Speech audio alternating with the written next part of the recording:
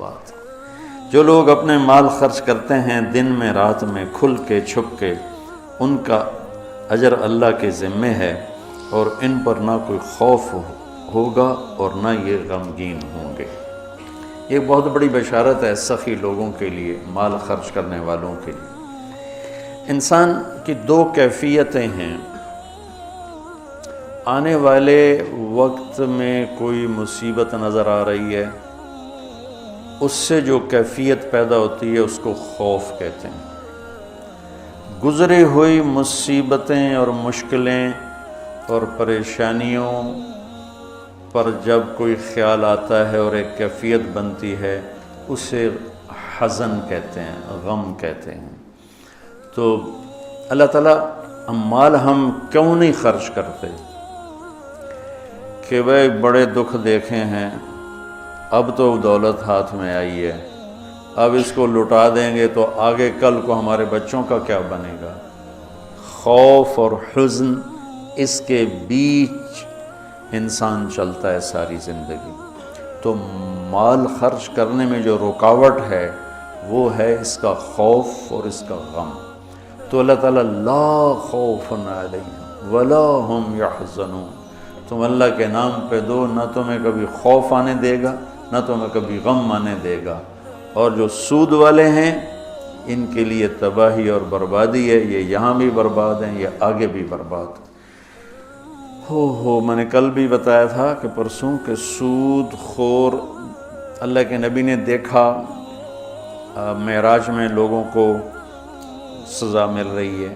سود خوروں کی سزا سب سے عجیب تھی کہ ان کے پیٹ گنبد کی طرح اور سانپ اندر گھسے ہوئے تھے، ان کو اندر سے کاٹ رہے تھے، جو دکھ اور درد میں سب سے خوفناک چیز بن جاتی ہے، اندر سے ان کو سانپ وار کر رہے تھے۔ تو مال خرچ کرنا، اللہ سے سخاوت مانگو، یہ دعا مانگا کرو، یا اللہ مجھے سخی بنا، کہ اللہ تعالیٰ سخی سے دوستی توڑتا نہیں اور بخیل سے دوستی لگاتا نہیں۔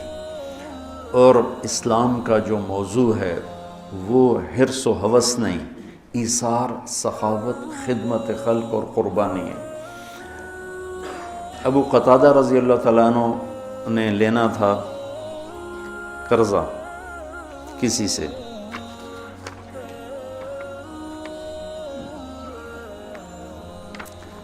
وہ لینے ان کے گھر پہنچے، وہ گھر چھپ گیا،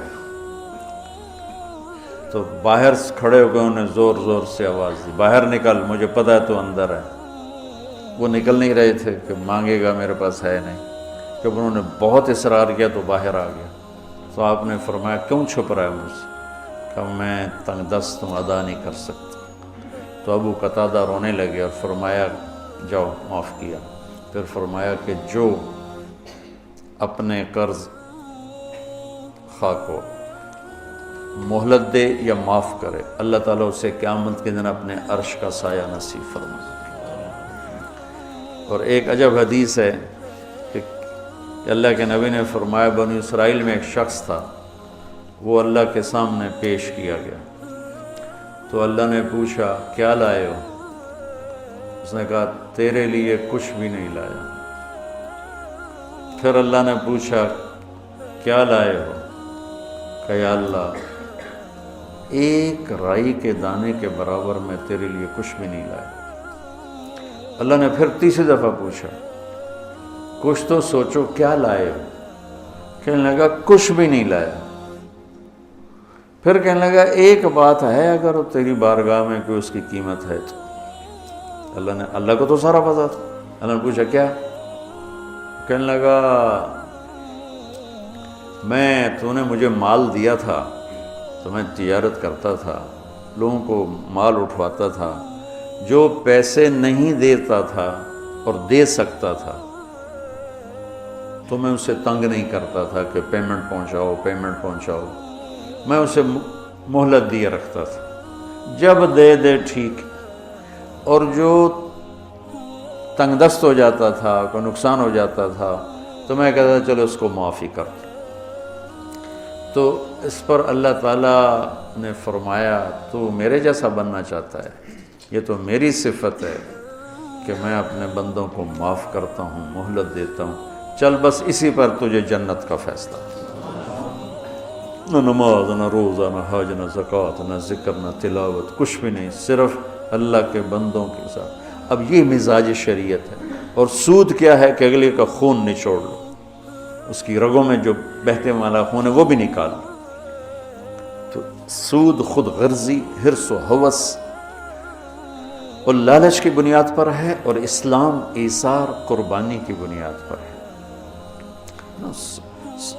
مدینے کے نبوی دور کی کیا زندگی، ایک صحابی نے بکرے کو ذبح کیا، اس کی سری ایک گھر بھیجی، اس نے کہا ہمارا تو آج کی روٹی ہے، اس کو دے دو، وہ اس کے گھر چلی گئی۔ انہوں نے کہا ہمارے گھر آج کا کھانا ہے، اگلے کو دے دو، وہ اگلے گھر چلی گئی۔ انہوں نے کہا ہمارے پاس آج کا کھانا ہے، اگلے کو دے دو۔ 7 گھروں میں سری چکر کاٹ کے پھر پہلے گھر میں آ کے اگلے کو دے دو، اگلے کو دے دو، اگلے کو دے دو، اگلے کو دے دو۔ یہ اسلام کا ذوق ہے اور مزاج ہے، سخاوت، لوگوں کی خدمت، لوگوں کے کام آنا۔ ایک شخص نے کہا یا رسول اللہ ارید ان اکون خیر الناس، میں چاہتا ہوں سب سے بہترین فیصلہ بعد میں شمار کیا جاؤں۔ تو آپ نے کہا کن نافعا للناس تکن خیر الناس، لوگوں کو نفع پہنچایا کر تو سب سے اعلیٰ درجے کا، سب سے بہترین انسان بن جائے گا۔ تو اللہ تعالیٰ امت کو ہمت دے، ہمارے تاجر اور ہمارے ذمہ دار یہ سود سے بچیں، اور جو ہمارے عوام الناس میں مالدار لوگ سود پہ پیسہ دے رہے ہیں اس سے بچیں، تو ان کی آخرت بھی بن جائے گی، ان کی دنیا بھی بن جائے گی۔ اللہ تعالیٰ نے کفر کے خلاف اعلان جنگ نہیں کیا، اللہ نے سود کے خلاف اعلان جنگ کیا۔